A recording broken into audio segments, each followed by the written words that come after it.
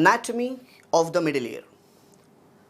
The ear is structurally divided into three parts. The outer part is made up of the pinna as well as the external auditory canal. The next one is the middle ear. The place where I am standing is called as the middle ear or the tympanic cavity, and the final structure of the ear is the inner ear. So like this, the ear is divided into three parts called as outer, middle and the inner ear.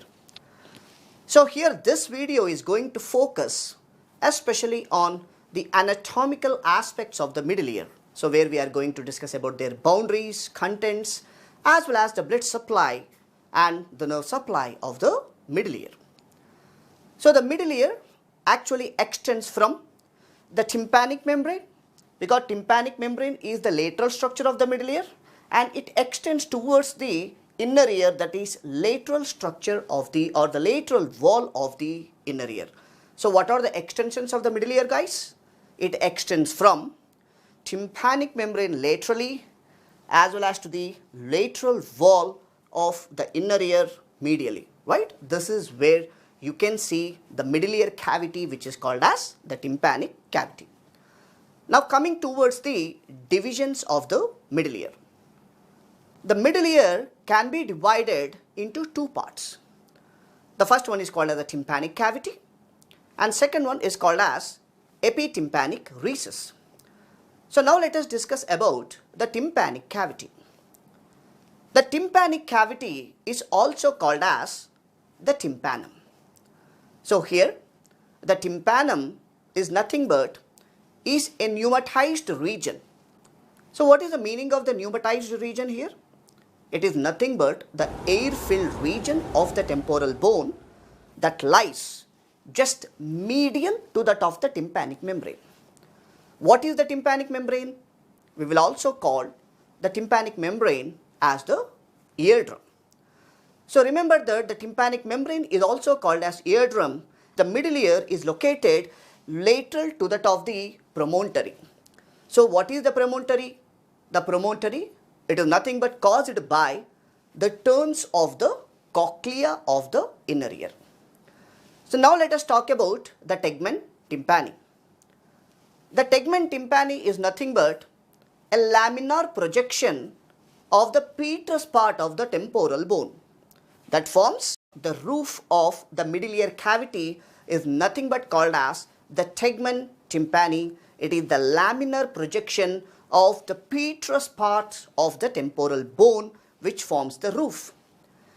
And it contains, especially if you see here, the middle ear contains, there are three important bones, the malleus, incus and stapes, which transmits the sound vibrations from the tympanic membrane extending towards the inner ear by means of these three important tiny bones which are present in the middle ear.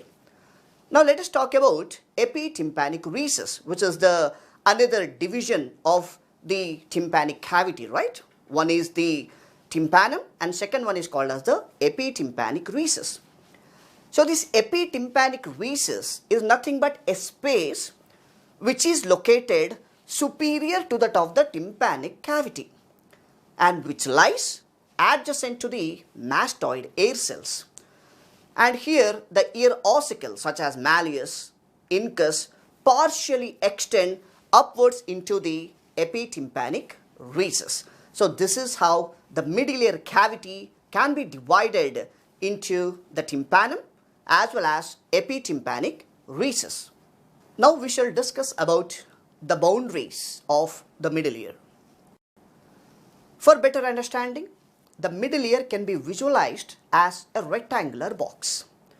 So here you can see it looks like a rectangular box which has a roof, which has a floor, which also has the medial wall. This is the medial wall, and the lateral wall is open, which is formed by the tympanic membrane, and also it has the anterior wall and also it has the posterior wall.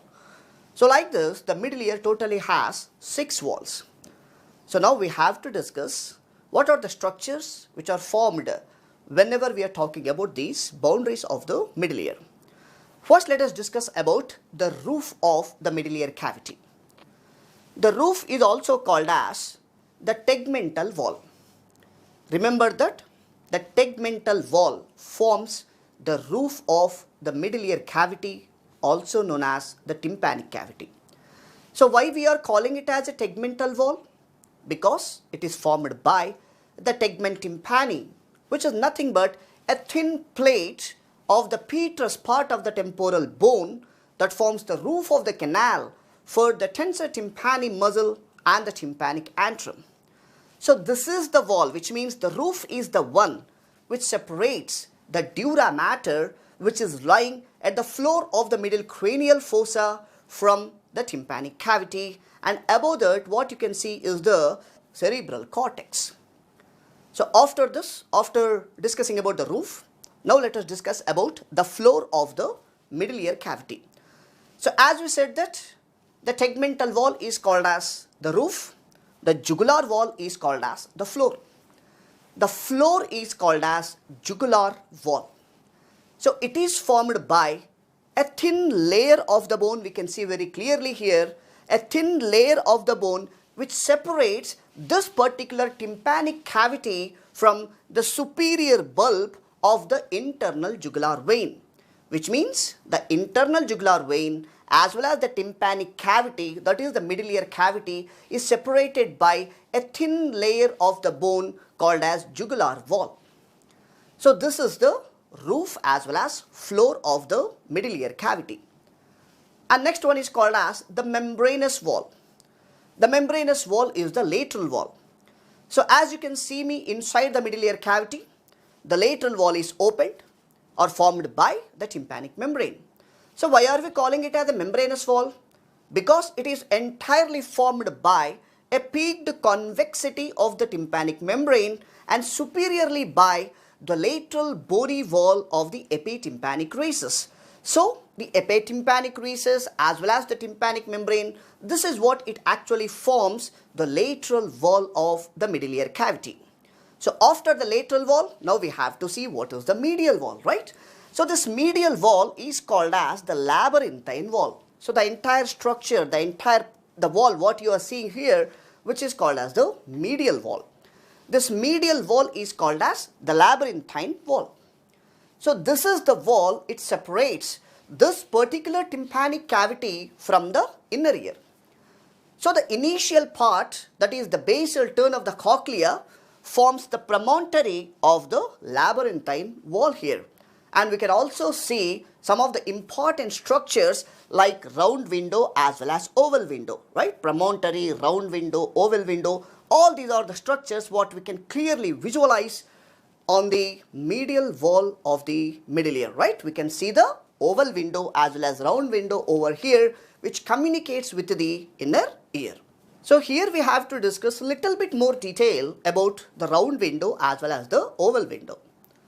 So first let's discuss about the round window here. We can see the structure, right? So round window is one of the two openings which are seen on the medial wall of the middle ear. That is, it is nothing but a part which is separating the middle ear to the inner ear.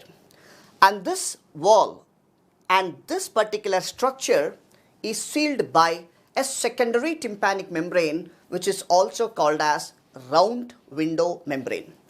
So this is the membrane which actually vibrates with opposite phase vibrations entering the inner ear through the oval window.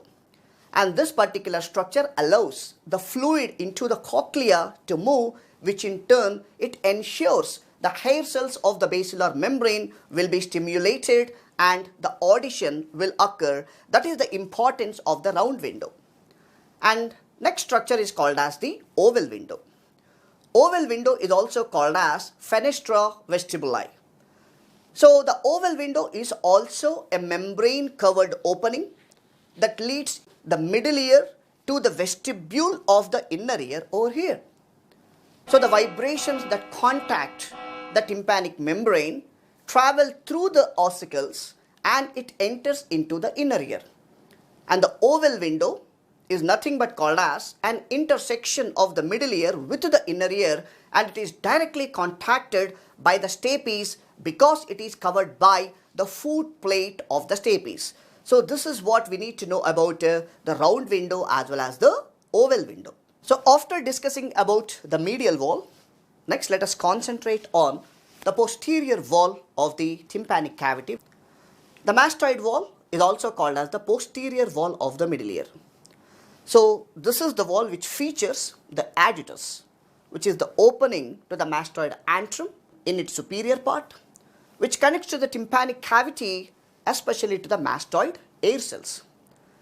And also we can appreciate the canal of the facial nerve, which descends between the posterior wall and the antrum medial to that of agitus. So above this particular canal, what we can see is the lateral semicircular canal, and below the agitus there is a hollow conical projection called as a pyramid, which is perforated by the tendon of the stapedius muscle. So these are the structures what we can identify on the posterior wall of the middle ear cavity. At last we have to discuss about the anterior wall of the middle ear cavity, which is also called as the carotid wall. So this is the wall that separates the tympanic cavity from the carotid canal. So what is the carotid canal here? The carotid canal is a passageway in the temporal bone through which the internal carotid artery enters the middle cranial fossa from the neck. So this anterior wall is also termed as the carotid wall because there is a thin plate of the bone that separates the carotid canal from the tympanic cavity, and this particular wall is perforated by the tympanic branch of the internal carotid artery and also the deep petrosal nerve. So this is what we need to discuss about the anterior wall of the middle ear cavity. By this we completed all the 6 boundaries of the middle ear cavity, which is also known as the tympanic cavity. After discussing all the boundaries of the middle ear, let's enumerate the functions of the middle ear cavity. The primary function of the middle ear is to offset the decrease in the acoustic energy that would occur if the low impedance ear canal air directly contacted the high impedance cochlear fluid. So when the sound waves are transferred from low impedance medium, that is air, to the high impedance medium, example that is water, a considerable amount of energy is reflected and fails to enter the liquid. So if there is no middle ear were present, only 0.1% of the acoustic wave energy travel through the air would enter the fluid of the cochlea, and 99.9% would be reflected. So that is the chief function of the middle ear cavity.